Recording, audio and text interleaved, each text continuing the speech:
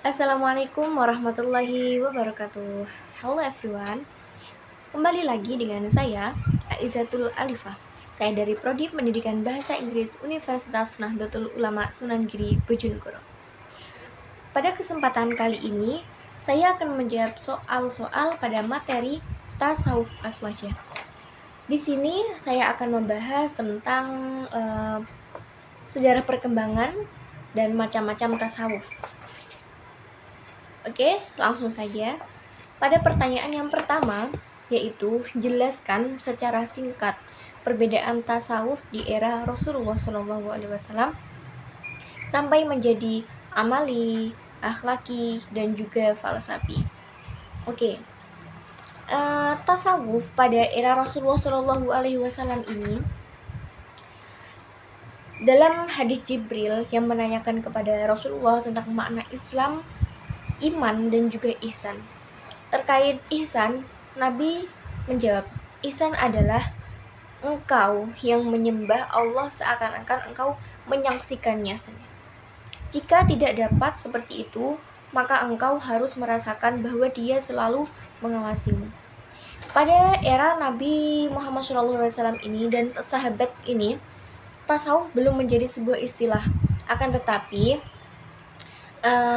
sudah menjadi angan-angan atau ini sudah ada, tasawuf ini sudah ada pada zaman Nabi Muhammad dan para sahabat.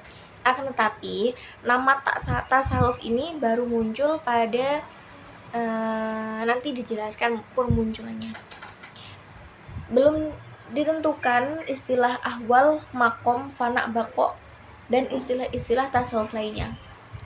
Namun demikian, substansi dari istilah tersebut sudah ada di era Nabi Muhammad. Tasawuf ini diklarifikasikan menjadi 3 macam, yaitu ini adalah perkembangannya. Yang pertama, tasawuf amali. Pada abad pertama dan kedua Hijriyah, tasawuf merupakan amaliyah, ibadah pendekatan diri kepada Allah. Pada periode ini, para sufi belum memberi perhatian tentang pendalaman tentang keadaan-keadaan hati dan tahapan-tahapan suluk. Jadi pada tahapan ini para sufi belum memberi perhatian. Ini tasawuf amali, masih disebut dengan tasawuf amali, yaitu pendekatan diri kepada Allah. Tetapi para sufi belum memberikan perhatian tentang mendalam tentang tasawuf ini. Menurut Al-Taftazani, pada abad ini tasawuf diidentikan dengan laku zuhud oleh para sufi. Di antaranya tokohnya adalah Al-Hasan Al-Bashri dan Robi'ah Al-Adawiyah ini. Dan bagaimana kita ketahui Robi'ah Al-Adawiyah ini cintanya kepada Allah ini sudah melebihi cinta kepada dirinya sendiri, seperti itu. Dan ini ada pada abad pertama, yaitu tasawuf amali. Selanjutnya berkembang menjadi tasawuf akhlaki atau sunni. Tasawuf akhlaki mulai muncul pada abad 3 Hijriah. Pada periode ini, para sufi mulai memberi perhatian mendalam tentang keadaan hati dan proses suluk. Ini karena adanya Robi'ah Al-Adawiyah ini, tasawuf amali ini, sehingga para sufi mendalami tentang keadaan hati atau suluk, seperti itu. Perhatian mereka dalam sisi akhlak sangat mendalam, hingga mereka membuat metode untuk bermakrifah dengan zauq atau intuasi.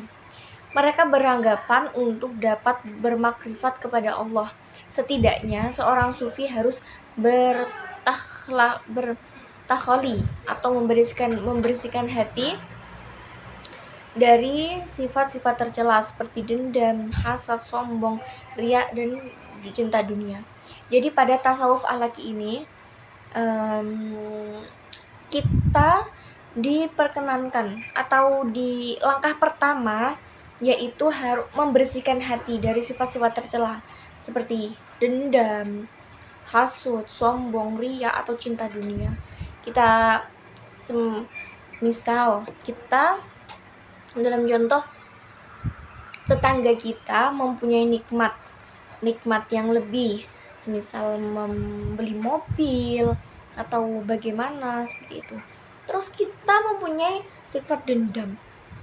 Mungkin ini dari uang gini seperti ini. Kita punya sifat dendam, kita mempunyai sifat gak suka terhadap kebahagiaan orang lain. Nah, itu yang harus kita hilangkan terlebih dahulu. Seperti itu. Sehingga tatkala hati mereka telah jernih, setelah hati kita jernih, mereka dapat merasakan ketersingkapan hati sehingga dapat bermakrifat secara dengan zauq atau atas wujud Allah Ta'ala. Setelah kita membersihkan sifat-sifat tercela tadi, kita dapat bermakrifat secara dengan zauq atau atas wujud Allah Subhanahu wa Ta'ala. Dalam periode ini, mereka juga mulai membahas tentang hubungan antara Allah dan manusia dengan Allah. Dari tasawuf ini melahirkan tasawuf sunni.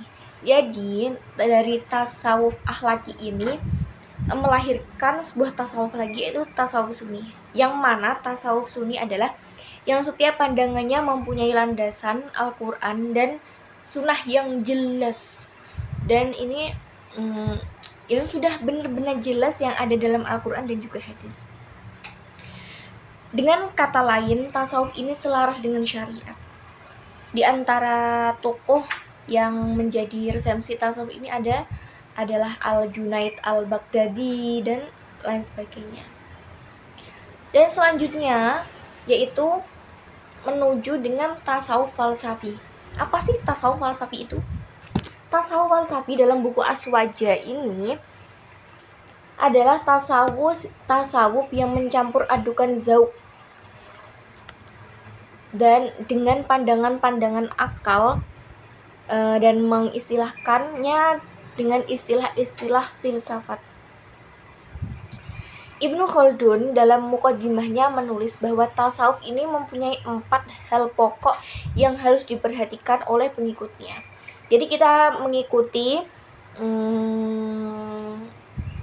Ibnu Khaldun dalam tasawuf falsafi ini. Yang pertama adalah mujahadah dan perkara yang dihasilkan darinya, yaitu zauq, intuisi, wajh, perasaan, dan introspeksi diri. Yang kedua yaitu hasf atau ketersingkapan dan hakikat perkara-perkara gaib seperti sifat-sifat ketuhanan, arsy, kursy, malaikat, wahyu, dan lain sebagainya. Yang ketiga yaitu bertindak di alam raya dengan berbagai macam-macam karomah. Karomah itu apa? Kemuliaan. Ya. Dan yang keempat yaitu syatah atau lafal-lafal yang menjanggalkan yang secara lahiriah adalah wam atau sangkaan yang salah. Tasawuf ini sering bertentangan dengan fikih sebab pandangan-pandangan tasawuf ini secara zahir sering bertentangan dengan akidah dan syariat. Apalagi pada zaman sekarang, ilmu tasawuf ini atau orang yang melakukan tasawuf ini dianggap berlebihan seperti itu. Seperti pandangan tentang wahdah al-wujud dan utubiyah, wahdah al-adain, dan lain-lain. Akan tetapi guru saya berpendapat bahwa kita melakukan tasawuf akan tetapi kita tidak melakukan sholat, itu guru saya ini kurang masuk akal seperti itu.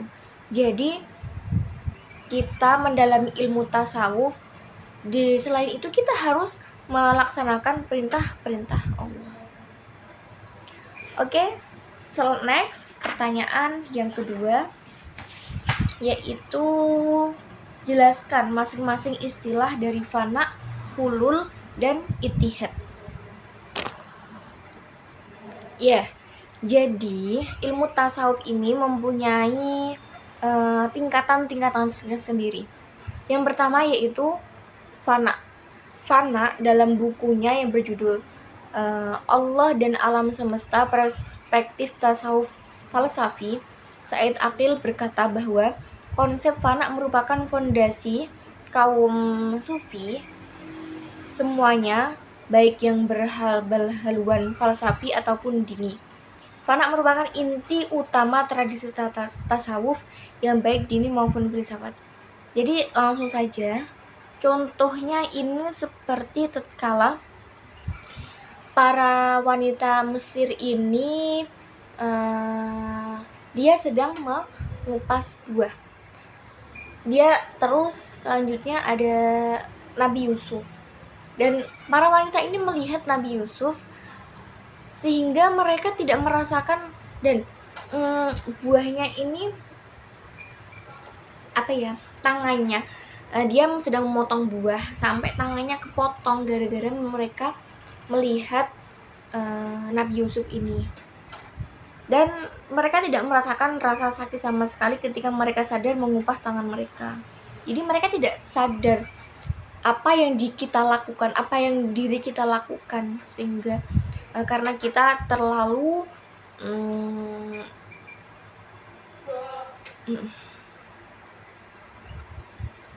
karena mereka terlalu lupa terhadap dirinya sendiri. Selanjutnya lagi yaitu ittihad. Ittihad di sini